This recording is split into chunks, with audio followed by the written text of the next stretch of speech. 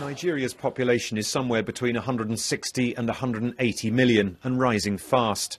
This provides a huge consumer base for businesses. And now the continent's second biggest economy could be set to overtake South Africa and claim the #1 spot.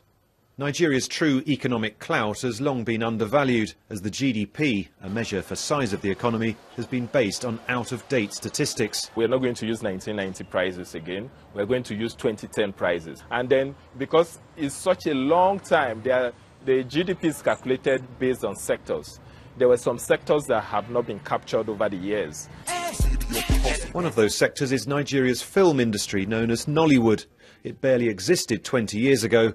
The new data will include this thriving industry.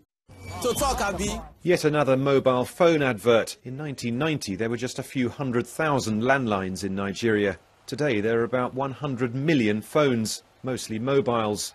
All that talking boosts the country's real GDP. For the first time, the enormous informal sector will be included in the statistics.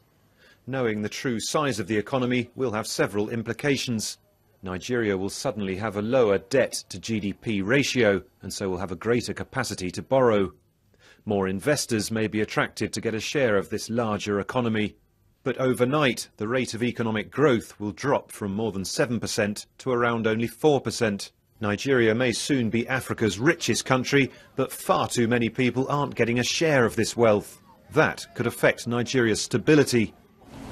Here are some of the toys of the extremely rich. Every year, hundreds of new millionaires are made in Nigeria. Just a few kilometres away, in another part of Lagos, life on the water is about survival, not showing off. Yes, these are the extremes, but even people with steady jobs say they're not feeling the economic growth. It won't even affect the normal woman on the streets, because they barely have food to eat. It's a thing of pride to me, but it would have been much better if we can reflect down to the roots. Will Ross, BBC News, Lagos.